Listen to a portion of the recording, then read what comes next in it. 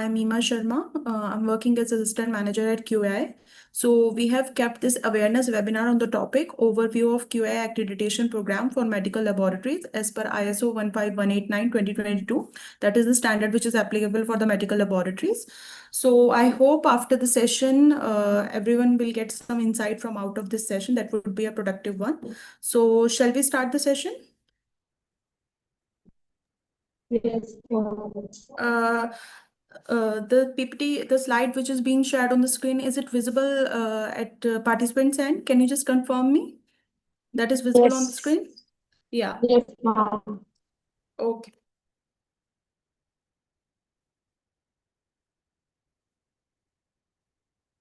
So first of all, I would like to give a brief introduction about the QAI. What it is an accreditation body which is having the global recognition.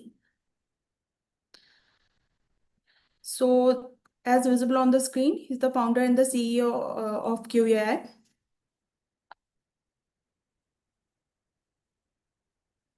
So Dr. Bhupendra Kumar Rana, he is the founder and CEO of QAI. He's having over 25 years of experience in quality, standard, and accreditation in patient safety. He is the former director and CEO in charge of NABH, Quality Council of India, where his visionary leadership transformed the health framework in the country. And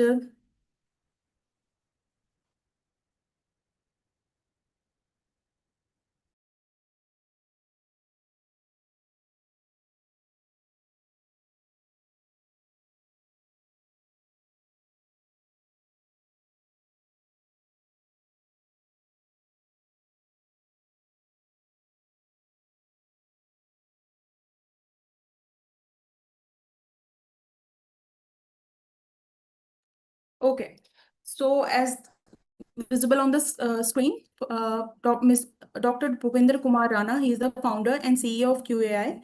He is having over 25 years of experience in quality, standard development, accreditation, and patient safety. Former director and CEO in charge of NABH Quality Council of India, where his visionary leadership transformed the healthcare quality framework in the country. Founding member of the International Academy of Quality and Safety, member of the Scientific Advisory Board, International Alliance of Patient Organizations, vice chairman elect of the Mutual Recognition Arrangement Council of the Asia Pacific Accreditation Corporation, APAC, former board member and chairman of the Accreditation Council of the International Society for Quality in Healthcare. And he is the international expert of the World Health Organization, the World Bank, Asian Development Bank, and the United Nations Framework Convention on Climate Change.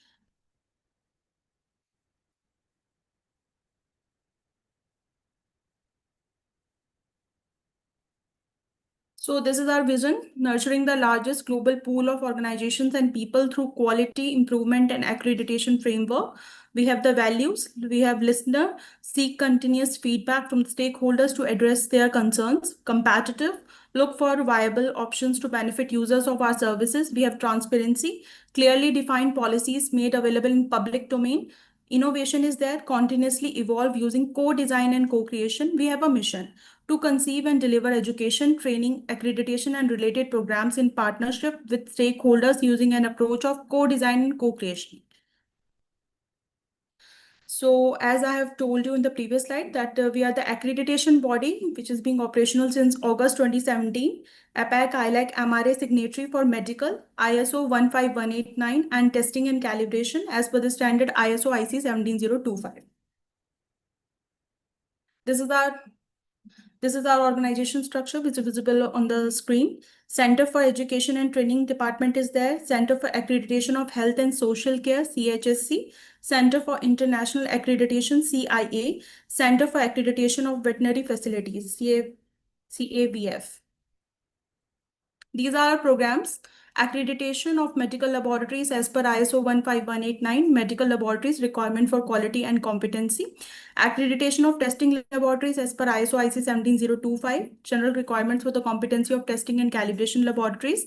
Recognition of medical laboratories as per the requirements of the Central Clinical Establishments Act. Accreditation of calibration services as per ISO IC 17025. Biobanking accreditation as per ISO 20387, general requirements of the biobanking for the first time in India. Accreditation of inspection bodies as per ISO IC 17020 conformity assessment requirements for the operation of various types of bodies performing inspection. Accreditation of proficiency testing providers as per ISO IC 17043. Accreditation of reference material producers as per ISO 17034 general requirements for the competency of reference material producers. We are the India's second largest accreditation body in laboratory accreditation. International recognition, we have a department, as I have specified in the previous slide, that is the Center for International Accreditation, under which we give accreditation to the medical laboratories as per ISO 15189-2022 standard. We have a geographical spread as visible on the map. We have a global presence in the 11 nations: Bahrain, Bangladesh, Ghana, Maldives, Mongolia, Morocco, Myanmar, Nepal, Qatar, South Africa, including India. This is our accreditation mark. So as today's webinar is focused on the standard, that is ISO 15189-2022. So I would like to give you a brief introduction about the clauses which are there in the standard. So ISO 15189-2022, it is an international standard that outlines the requirements for the quality management systems, specifically for medical laboratories. Its primary goal is to enhance the welfare of the patients and ensure the satisfaction of the laboratory users by promoting confidence in the quality and the competency of medical laboratories. This standard is applicable to all the medical laboratories, including those involved in point of care testing. So as most of the participants must be aware that point of care testing focusing on the examination at the site of the patient. So ISO 15189-2022 clauses, we have total 8 clauses in the standard. First is scope, second is, hello, yeah, is someone saying something? Okay. So now I'm just continuing with the slide. So we have total 8 clauses in the standard. The first one is scope, second is normative references, third is terms and definitions, fourth is general requirements, fifth one is structural and governance requirements, sixth one is resource requirements, seventh is process requirements, and eighth is management system requirements. So the first 3 clauses are general clauses which are related to the normative references and terms and definitions. These are not the technical one. We are just going to have a discussion from 4th onwards. As visible on the screen, the clause 4. So it focuses mainly on the impartiality and the confidentiality factor. So it has total 3 subclauses, 4.1 to 4.3. 4.1 focuses on the impartiality, that is laboratory activities shall be undertaken impartially. The laboratory shall be structured and managed to safeguard impartiality. So the next clause, subclause is 4.2, that is confidentiality. The laboratory shall be responsible through legally enforceable agreements for the management of all patient information obtained or created during the performance of laboratory activities. Management of patient information shall include privacy and confidentiality. So confidentiality and impartiality are the main subclauses over here. Then we are going ahead with the clause 5 that as the name suggests, that the structural and the governance requirements. So it basically focuses on the factor that a legal entity of the laboratory director responsibilities, risk management, range of laboratory activities which the medical laboratory is basically covering.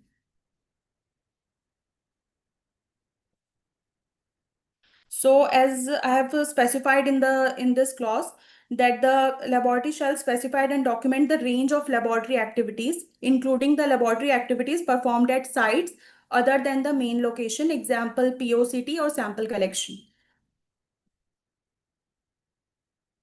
And when it comes to the legal identity, the laboratory shall define its organization and management structure to its place in any parent organization and the relationships between management, technical operations, and support services. So these are the main factors which are being incorporated in the slide that focuses that on which this clause focuses on. Then we have the clause 6, having the subclauses up to 6.8. As the name suggests, there's a resource requirement. So medical laboratories should have the resource. which are required in order to have that, in order to claim the accreditation as per this standard. For example, the personal competency should be there. The personnel who are being involved in the medical laboratory testing should be competent enough, should have the qualification, training, and the experience related to the scope. And then we have facilities and environmental condition, whatever is facility which is being required for the testing of the medical testing, that should be there. For example, the incubator, for example, if there is a microbiology testing or hematology or pathology, there should be proper equipment related to that. Proper humidity, environmental conditions should be maintained like that wherever required as per the scope. Then we have equipments, reagents and consumables. I have already told the media should be there, which are being required as per the, if in case the medical laboratory is working as for the microbiology factor, then they should have media and the reagent and consumables, whatever is required as per the scope. Then we have externally provided products and services. If the medical laboratory is taking some externally services, then they should have that agreement pertaining to that. Then equipment calibration, all the equipments which are being involved in the scope, that should be properly calibrated, and traceability should be there, and the service agreement should be properly documented. Then we have the seventh clause. So basically, it focuses on the fact that the process requirements. So examination of the samples, pre-examinations, post-examination processes should be there. Sample transportation facility, ensuring the validity of examination result. So for example, for this topic, the ensuring the validity of examination results, how a medical laboratory can ensure that the results which are being reported are okay or not. So that happens through the external quality assessment, that is EQA, which contains the proficiency testing, which validates the result which are being reported to the customer. Then we have the personnel who are, having the authority to report, review, release the result. That should be competent enough. Whosoever is medical laboratory is proposing as the authorized signatory, they should have competency and the, like for example, the qualification and the training experience, whatever is there, that should be there. Then the handling of samples is there, non-conforming work. If, for example, if there is some internal NC, like non-conformity which is being there, so that should be properly documented. Complaint section is there. Then we have the clause 8, that is the management requirements. So this clause basically focuses on the management system requirements, fulfillment of management system requirements, management system documentation should be there, control of record should be there, internal audit record should be there, MRM. So these are some basic necessities which are being important for the medical laboratory, so that they can have that quality, internal quality, and they can maintain the accreditation. So these are the basic points. So what is accreditation? Accreditation is the independent third-party evaluation of a conformity assessment body, such as laboratories, inspection body, or certification body, against recognized standards, conveying formal demonstration of its impartiality and competency to carry out specific conformity assessment tasks, such as certification, inspection, and testing. So these are some benefits of accreditation, which I have incorporated in the slide, that whosoever medical laboratory is having the accreditation, they can have the how that medical laboratories gets benefited through the accreditation. They can have the international recognition, access to the global market, time and money efficient, enhanced customer confidence and satisfaction, robust quality management system, continual improvements, better operational control, assurance of accurate and reliable results. Cost reduction is there because it basically identifies the errors which are in the lab so that they can improve themselves. Then we have prevent loss due to defects. So all basically helps in the cost effectiveness of the medical laboratory operations. So these are some special features of QAI CIA accreditation program for the medical testing laboratories. Comprehensive assessment management system to allow quick turnaround time. We have a very quick turnaround time for the accreditation process, as each step is linked to a defined period. Endorsement of quality and competency of a laboratory as per the intent of the standard. No pre-assessment to reduce turnaround time. Introducing a new concept of self-assessment and document review, replacing pre-assessment. So basically, we have a very unique way of introducing the medical laboratory to their self-assessment, that is related to the self-assessment management tool, which I'm going to define in the other slides. like how it helps in a very effective manner for the accreditation process. Our process ensures continuous support to our clients in handling their queries, as each lab is unique in itself. We support quality improvement journey on an ongoing basis, rigorous assessor management system, including a transparent monitoring and evaluation mechanism for all impaneled assessors. We are open to hear the voice of all, keeping we have a client first priority policy, harmonizing local, national, regional, and global framework. So these are some basic conditions which are related to the eligibility of the medical laboratories for the QA accreditation. So in order to apply, a medical laboratory should have basically carried out minimum one internal audit and one management review covering all requirements of the ISO 15189:2022 and scope applied for the accreditation. So the medical laboratory should at least conduct at least one internal audit and one RM prior to the application of the accreditation. The applicant CAB must comply with all the clauses of ISO 15189, whichever is applicable. The applicant CAB must have participated satisfactorily in the proficiency testing program, wherever applicable, conducted by QAI CPT, APAC, or any other national or international accredited recognized PTP. So the laboratory should at least participate at least one PT, so that before applying to the accreditation, and that PT should be conducted from the accredited PTP. The minimum stipulated participation for the CAPS is one parameter or type of test or calibration per discipline. So we have just kept this minimum criteria that at least they should participate per PT in the parameter type of test or the calibration per discipline prior to the grant of accreditation, and covers its scope in phase manner. So first they will have to just start with a minimal participation, then accordingly they can propose the PT plan, and within the 2 years of validity they can cover all the scope in the PT. So these are steps to achieve QA accreditation. Applicant CAB is requested to submit the following: a soft copy of completed application form. So the medical laboratory can submit the application form, that is 102 specifically, that is also published on the website, and the dealing officer can also share with you. The 102 application form is there. Then we have self-assessment management toolkit, that is 103, as I have told you. This is the specially designed self-assessment management toolkit which helps the lab to assess themselves when it comes to the quality manual clauses. They can just fill that, and accordingly the QMS adequacy process can be very easily done through this. Then we have soft copy of quality manual or management system documentation is there. Application fees, which is being provided on the basis of the scope. For example, in case of medical laboratories, we have a criteria of the size of the laboratory, whether the laboratory belongs to the small laboratory, medium laboratory, or large laboratory size, which I am going to specify in the further fee structure. That on the basis of that, we charge the fees to the medical laboratories. Then we have a soft copy of signed QAI CIA 002, that is the terms and conditions, which is for the obtaining and maintaining accreditation or certification. That should be the signed one from the laboratory representative and should be submitted to the QAI secretariat. All the above information shall be sent to the given email ID. So whosoever applicant laboratory is going to inquire, they can send their query at this ID also. We are just going to revert back accordingly. So this is as visible on the screen. This is our process which is incorporated here.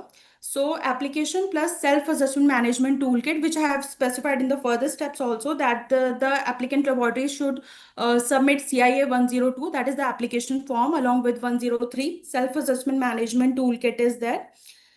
Then after the receiving the toolkit and application form, the QA secretariat is just going to give you the acknowledgement to the medical laboratory, and they're just going to register the application by giving the reference number to that. So on that particular reference number, all the communication will be there through that reference number. So after that, documentation review and quality manual system adequacy is there, which is lead assessor is being appointed in order to have this particular step, that is called quality manual system adequacy, just to check whether the lab is having the compliant quality standard or not as per the clauses referred in the standard also. Then we have, after once this process is being completed and the scrutiny is done by the lead assessor for specifically for the quality management system.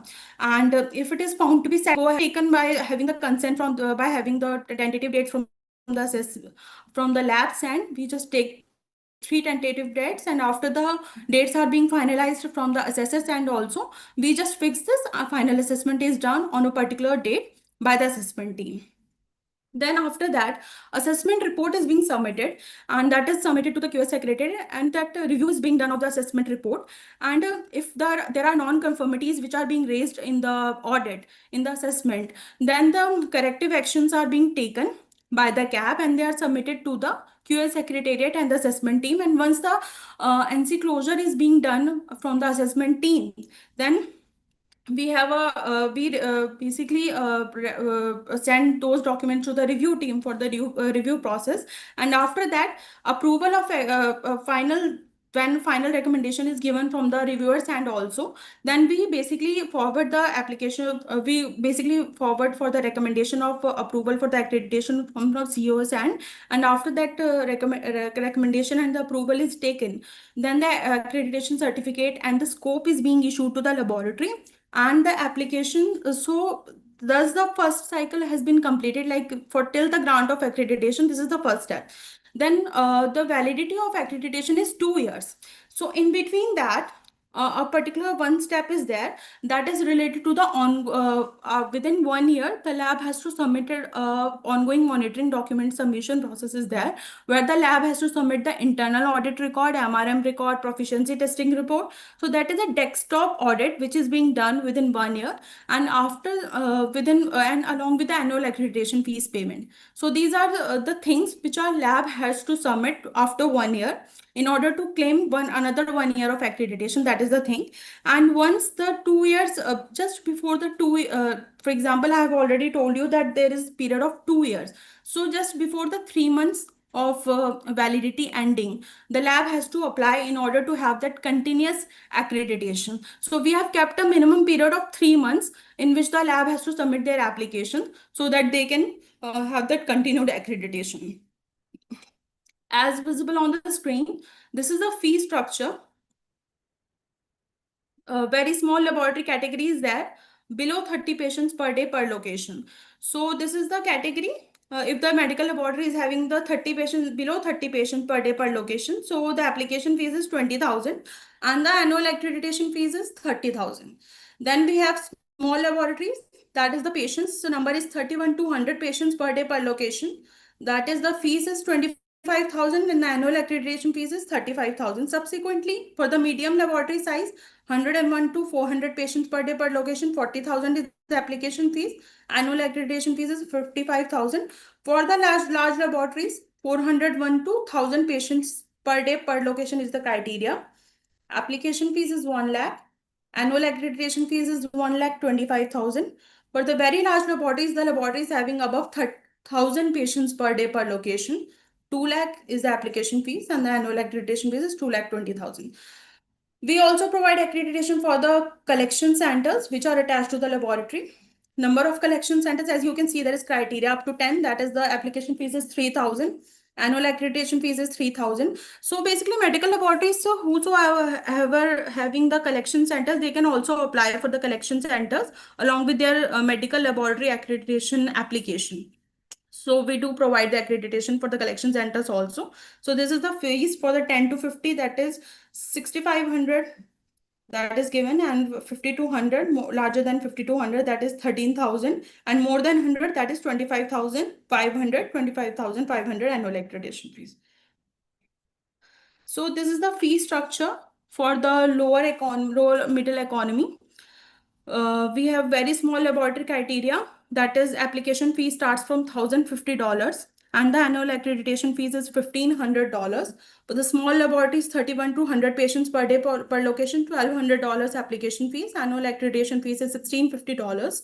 And subsequently, as you can see on the table, that for the medium, $1,950, $2,700. Based on the size of the laboratory, the fees is getting increased. And again, we do provide the, as I've told you, that the collection center accreditation is there. So this is the fee structure for that, for the lower middle economy, like Myanmar is there and Bangladesh. So for these nations, we have this $225, and for $450, $450, more than 100, $1,200.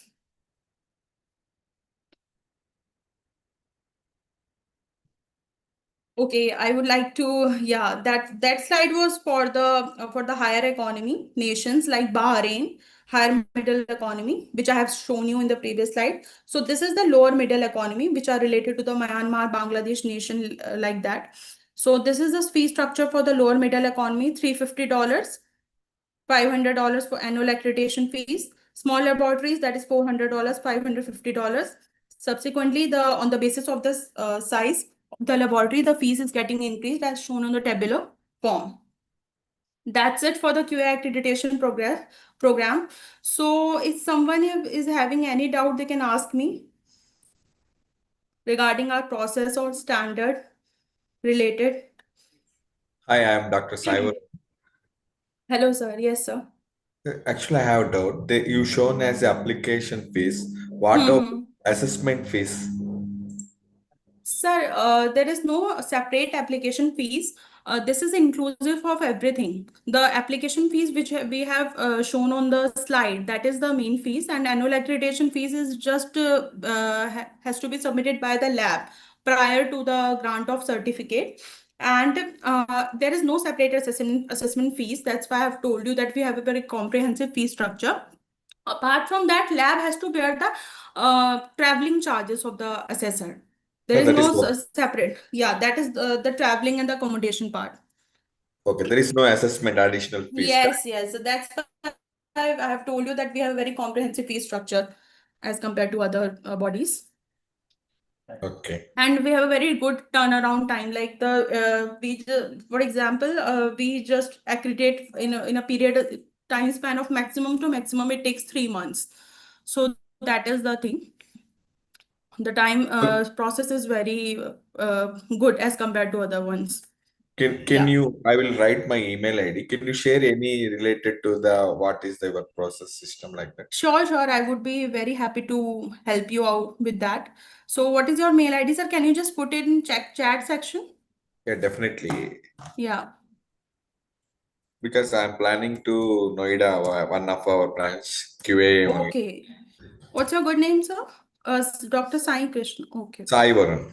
Saiban. Okay, sir. We have noted down your query and we are just going to revert back on the mail ID with the application pack, which is required for the accreditation process.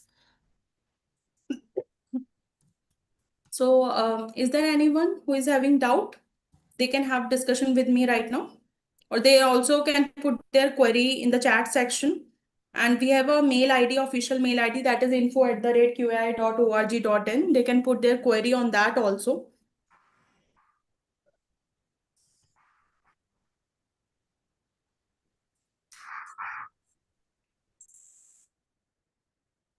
Is there any doubt for the QA accreditation process or the fee structure related or the standard related?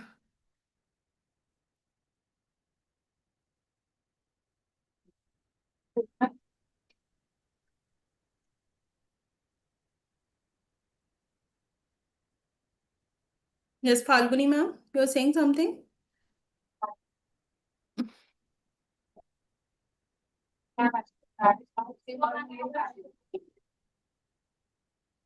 Ma'am, we are not able to hear you. Can you just uh, once again ask what is the issue? Hello, am I audible? Falguni ma'am?